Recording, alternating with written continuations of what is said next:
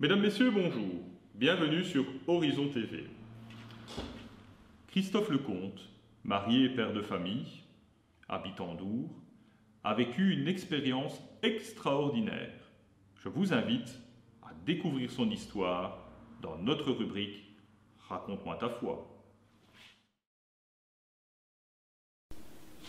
Bonjour Christophe et Isabelle, merci de nous accueillir chez vous. Avant d'entrer dans le vif du sujet, pouvez-vous vous présenter en quelques mots? Bonjour, je vous présente Isabelle, mon épouse. Bonjour. Moi c'est Christophe et nous sommes heureux parents de 2 enfants. Nous sommes rencontrés lors d'un camp de jeunes et nous avons grandi ensemble dans notre foi. Alors Christophe, tu as vécu quelque chose de particulier.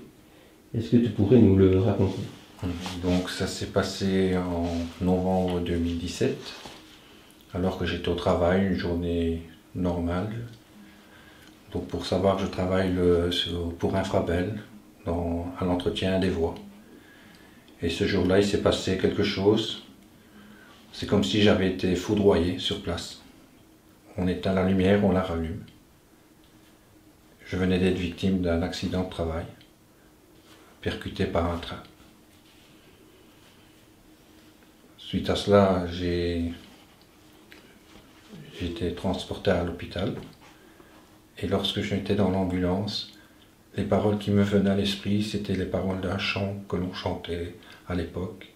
Je lève les yeux vers les montagnes, d'où me viendra le secours. Le secours me vient de Dieu, qui a fait le ciel et la terre, tiré du psaume 121. Quand je suis arrivé à l'hôpital, je ne savais pas ce qui s'était passé, et là j'ai vu mon épouse et les premières paroles qui me sont venues à l'esprit, mon épouse va vous le dire. Mais au fait, dès que je suis arrivée à l'hôpital, j'étais dans un état vraiment second parce qu'on m'avait téléphoné et on m'avait au fait indiqué que mon époux était décédé. Suite à cela, en fait, on dit qu'on a tout un film qui se passe devant les yeux. On revoit toute sa vie. On revoit les bons moments comme les mauvais, mais on revoit ses enfants grandir. C'est tout un film qui passe. Arrivé là-bas, moi je pensais qu'il était décédé, alors j'étais vraiment à l'opposé de ce qu'on pouvait penser et puis je savais plus quoi vraiment, qu'est-ce que je pouvais faire ou quoi. Et puis quelques temps après, une infirmière est venue appeler Madame Lecomte. Et au fait, d'abord c'est ma belle-mère qui s'est levée, mais puis je pensais que c'était elle qu'on appelait. Et ils ont dit non, est-ce qu'il y a une Madame Lecomte, est-ce qu'il a une épouse? Et je me suis levée, je suis partie de l'autre côté, mais en larmes, et vraiment, je suffoquais tellement je pleurais. Et puis cette infirmière m'a dit maintenant vous allez vous calmer, vous allez venir dans mon bureau, parce que votre époux n'est pas décédé, et il est vivant, mais il ne peut pas vous voir dans cet état-là. Alors je suis restée avec elle un bon moment. Elle m'a tout expliqué et puis ensuite je suis arrivée au chevet de mon mari. Il avait des tuyaux dans tous les sens, il y avait, voilà quoi, comme tout accidenté. Et puis quand je suis arrivée, la première chose qu'il m'a dite c'est « t'inquiète, t'inquiète ». Et il n'arrêtait pas de me le dire tout le long que j'ai été le voir, tous les jours que j'allais le voir, il me le disait tout le temps, que je ne vais pas m'inquiéter quoi. Mais quand on voit son époux dans cet état-là, le t'inquiète, t'inquiète, il n'y en a pas. On se pose plein de questions, on crie à l'Éternel, on crie au Seigneur, on se dit pourquoi maintenant, pourquoi tu voulais me le reprendre, pourquoi, on se pose plein de questions. Et par la suite, on se rend compte que Dieu a mis sa main, parce qu'avec le choc qu'il a eu, il devrait même plus être là. Il parlerait peut-être même plus, il aurait peut-être été même encore plus handicapé ou quoi. Mais là, le Seigneur, il nous a vraiment protégés, lui comme nous et comme après mes enfants, qui eux ont été aussi sous le choc, puisqu'ils l'ont appris en même temps que moi, quoi. Mais c'est vraiment, je vais dire, je ne remercierai jamais assez le Seigneur, parce qu'il m'a donné vraiment la force de me battre, de continuer, de m'occuper de lui. On voulait, quand il est sorti, on voulait le mettre en centre et je n'ai pas voulu. J'ai dit non, si je dois m'occuper de mon mari, ça sera jusqu'au bout. Et j'ai voulu qu'il revienne à la maison. Au départ, les médecins n'étaient pas d'accord. Et puis, à la fin, ils ont dit oui, si j'aménageais la maison pour lui. Alors la rééducation a été faite à la maison.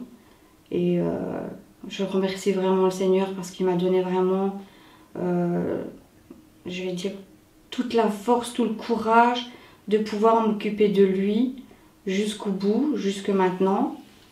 Et je le remercierai jamais assez de me l'avoir laissé, qu'il est encore là avec moi et que maintenant on peut vivre une nouvelle vie, un nouveau départ encore avec lui, avec ce que lui veut faire de nous actuellement. Est-ce que tu peux nous dire, Christophe, un peu la gravité de tes blessures? Oui, donc j'ai eu la hanche cassée, l'épaule, les côtes de chaque côté et un saignement au niveau du foie. Donc c'est vraiment un miracle que tu sens quand même. Ouais. Est-ce que, à la suite de cet événement, est-ce que ta relation avec Dieu a changé? Moi personnellement, ça m'a rapproché davantage de Dieu parce que je me suis rendu compte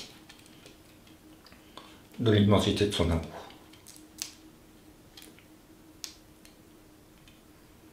Est-ce que tu aurais un dernier mot pour nos téléspectateurs?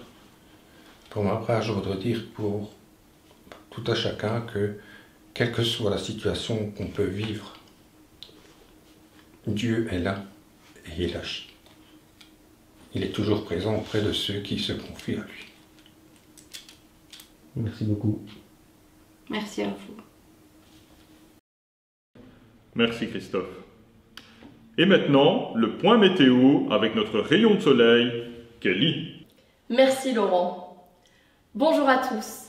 Lorsque la météo se dégrade subitement et que des orages éclatent rapidement, et si la foudre vous touche de plein fouet, que faire? Fuir la tempête? S'abriter de la pluie battante? Ou affronter les épreuves? En tout cas, ne perdez pas courage. Le souffle de Dieu peut vous relever. Et même si l'arrivée des beaux jours se fait attendre, il faut savoir patienter, car un anticyclone peut mettre du temps à arriver. Les nuages partiront en temps voulu, pas spécialement quand on s'y attend, mais dans le temps que Dieu a prévu. À bientôt pour un nouveau bulletin météo. Merci Kelly. Comme ça, on saura pour la prochaine fois comment traverser les averses de la vie.